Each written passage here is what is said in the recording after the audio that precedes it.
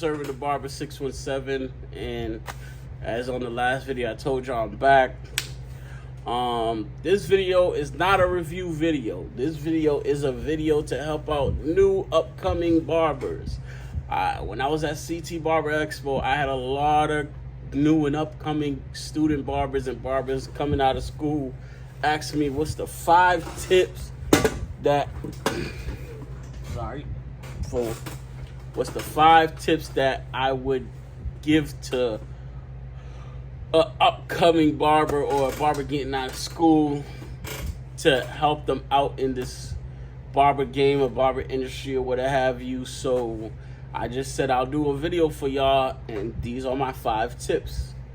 Number 1, master your trimmers and clippers. I was there. I was a new barber at one point in time, and when you're a new barber, every clipper that comes out, they amp it up to be the next best thing. Since sliced bread is better than the next, the trimmer is better than the next. Good example, Stylecraft Gamma. They drop something every month or every 2 weeks. Damn near. They dropping clippers and trimmers like they dropping Jordans. Like it's bananas how they be dropping clippers and trimmers. Stylecraft Gamma. But I say this to say to y'all, master your clippers and trimmers, because you know why? You'll be on, let's say you go to school and you get your clipper, whether it's a master, a senior, or whatever. The problem is when you start seeing these new clippers, you're gonna be like, oh, let me get this new clipper, and then you get the new clipper. But once you get the new clipper, you're sitting there using the new clipper without mastering your old clipper. So then you'll get into a habit where you have 4 or 5 clippers and you'll be doing that. So, and this always happens to every barber. There's gonna be a point when one of your clippers is gonna break, or one of the blade, you're gonna drop it and the blade is not gonna work no more, or the blade, you know what I'm saying, the blade is off or whatever. Now you're gonna have to go back to the old clipper that you didn't master to try to finish up a fade, or to try to finish a certain type of haircut, a mohawk, a high top fade, or whatever. And that's where you see the struggle with new barbers. And that's why I say to y'all, master your clippers. When y'all get into this game, get y'all set. I'm not saying to not buy clippers. I'm saying before you buy another one, master your clippers. Me, I'm always a big fan of, let me see, where is it? Okay. Yeah, here goes my instinct. I'm a big fan of Stylecraft and Gamma for new barbers. You know why? Well, barbers. You know why? Oh yeah, before we go anywhere, stylecraftus.com. Shout out Barber 617, cap letters. Go there, save you a couple dollars on your order. No matter how much you order or how much you put in the cart, you'll save some money on your order. You know what I'm saying?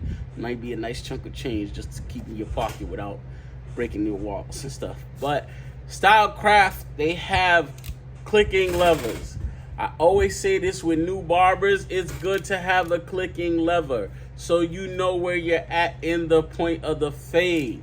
Look, good example. If you do a bald fade, you're gonna close it, close lever, make the line open, make the second line, then put the guard on, make the open, make the third line, then you're gonna go back, close it to halfway so you could try to get that line out. If not, close it a little more to try to get that line out. Then you're gonna go the same steps, the guard on, close it halfway, try to get that line out. If not, close it a little bit more, try to get that line out until you get that line out and you see the fade gradually fading the way you want. That's why I always say you could get a wall senior, but the wall senior is a floating lever, which means it just moves. There's no steps to it, so you don't know exactly where you're at as far as the fade unless you're closed or open. I feel as if first starting barbers to have damn near almost bulletproof way of learning how to fade, you should get a clicker with a clicking lever. That way, you know what steps you're at. So master your clippers and trimmers. Make sure you have a pair of trimmers for crispy lines. If you need two crispy lines, just in case one gets messed up, you have a backup. And then you have a pair of trimmers for kids, because kids' skin are very sensitive. Old people's skin are very sensitive. I have trimmers for old people and kids. I have trimmers for regular people that hit. I have trimmers that outline. And then I have trimmers that I go over the lineup again just to make it extra sharp. So master your clipper and trimmers, please. That's rule number 5. Now let me look to see rule number 4. Expect the unexpected. That's rule number 4. Don't, when you get into barber school and you leave barber school, don't expect that you're gonna be at a shop making $500, $600, $700, $800, $900, $1,000 a week. It's not happening. When I first started out, when I got out of barber school, I was having $50 weeks. I was making $100 weeks. And you know why? It's because nobody trusted me to cut their hair. You have to build that trust. You have to build your clientele. You have to make sure every haircut is on point. From the first one you start during the day to the last one at night. You could work a 12, 14-hour days, as sometimes we do. Your first haircut has to be as good as your last haircut at the end of the night. No matter if your feet hurt, your ankles are swollen, your back tight, your back's hurting, you're hungry, you're stressed, you got a headache. You chose to come in, so you have to be consistent and you have to step up your game, and you have to make sure you're confident in your cutting skills. So expect the unexpected. I started out in barber school with 46 people in my class. There's only 3 of us doing it now. Actually, 3 of us doing it now. There's only 3. Because, you know why? This game ain't for everybody. People think this is a game that you can make quick money. Yes, you can, if your skills is up there and if you are adequate at your craft where you could perform and give quality cuts. You can't think that you're gonna come fresh out of barber school and make 150 a day, or 500 a day, or 200 a day if you do not master your craft. So expect the unexpected. Be humble. Do not think that you're better than the next person. Just because you see somebody doing something that you know how to do, don't think you're better than him, because at the end of the day, he'll probably flame you in 10 things out of all the 10 things that you know how to do cutting hair, and you're only good at one thing. So expect the unexpected. That's number 4. Number 3,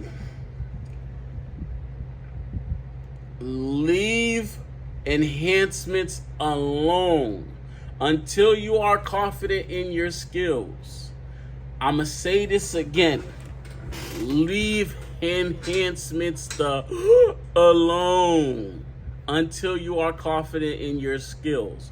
A lot of new barbers, I see them, they have sprays, they don't even have an air compressor, or they'll have an air compressor and they're quick to use it to cover up the haircut flaws. Make sure you could actually give a sharp, crispy line with trimmers at first. Then see if you could use a razor. Yes, a razor is an enhancement. But when I mean enhancement, I mean shit like this. This is temporary black waterproof hairspray color. Like, this is an enhancement. I see a lot of rookie barbers buying this shit And when the lineup ain't straight, they use that and they spray it to make the lineup straight. It's only when the customer gets home, they wash that shit out, they see that their lineup ain't straight, their haircut's messed up, and a whole bunch of other stuff. It's okay to use enhancements, but make sure you could give a quality haircut without it first. Master your cutting skills before you master how to use enhancements. I'm gonna be honest with you. I did not pick up the enhancement game until I was 9-10 years into this thing. Yes, I would do Beijing beard dyes and stuff like that, but enhancements to stuff, it's because it was so high in demand that I taught myself how to. And I wasn't out the gate with just, yeah, let me do it. No, I watched videos, I studied, I understood that there's a process to it. You don't, and people, and that's another thing too. People think that you just put the dye in your air compressor, you just start to spray and have the card spray. There's a way of blending it in. There's certain type of techniques you can do to make an enhancement, to use an enhancement so it don't look like an enhancement. It don't look like you took a Sharpie pen and just scribbled on somebody's head. So, with that being said, leave the enhancements alone. Leave it. Leave the enhancements alone until you know how to actually cut hair and give good haircuts. That's number 3. Number 2 is stay consistent. What I mean by staying consistent is staying consistent with your craft. Always stay consistently, try to learn to get better. Stay consistent with what you do as far as your steps, your style of cutting hair. If you know something works for you, then stay consistent with that and figure out what works for you and stay with it.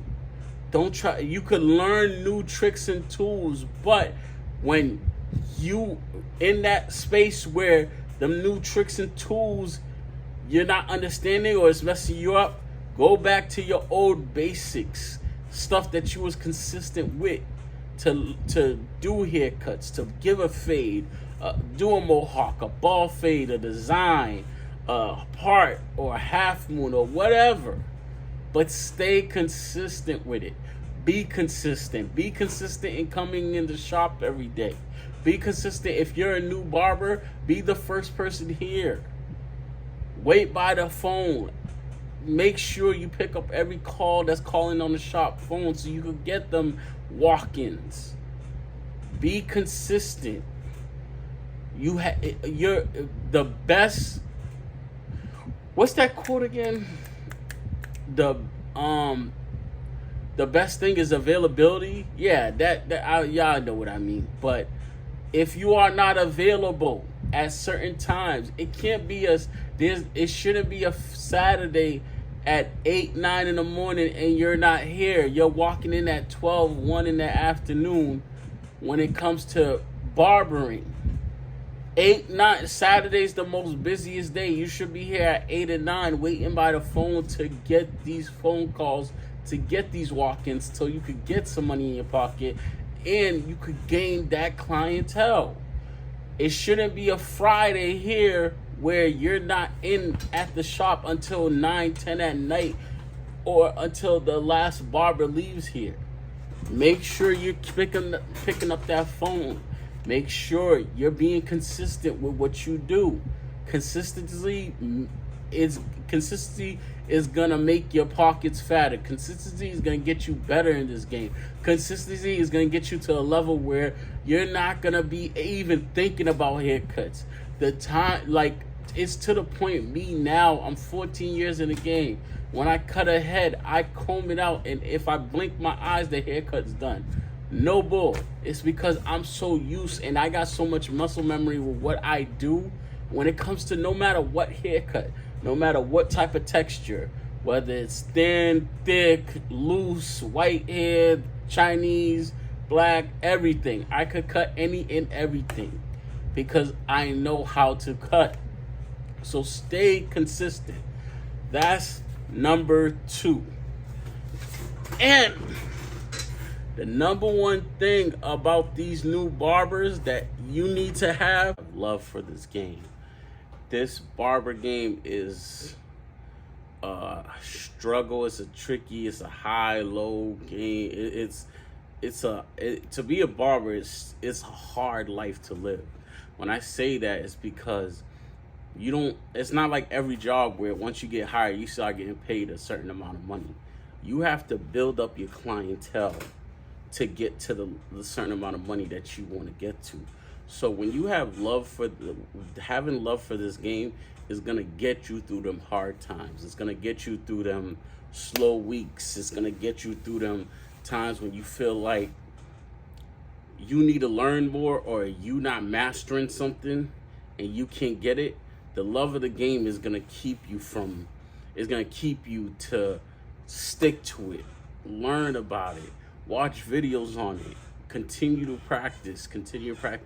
If you have a love for this game, like anything, like baseball, basketball, football, boxing, if you have a love for that sport or if you have a love and passion for it, you're gonna want to get better. You're gonna want to be the best that you can be. You're gonna want to put the time, the dedication, the effort in to getting better as a barber. So number 1 for me is you gotta have love for this game. I know some people say you don't need to have love for this game, but if you want to get better, if you want to exceed or excel in this barber game, then you have to have a love for it to want to get better. The love is going to make you want to get better. The love and the passion is going to make you want to be at your top. So have a love for this game.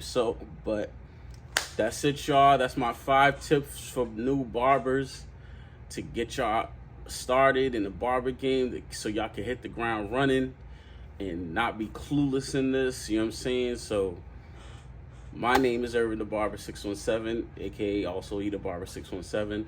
Like, share, comment, subscribe. Good comment, bad comment.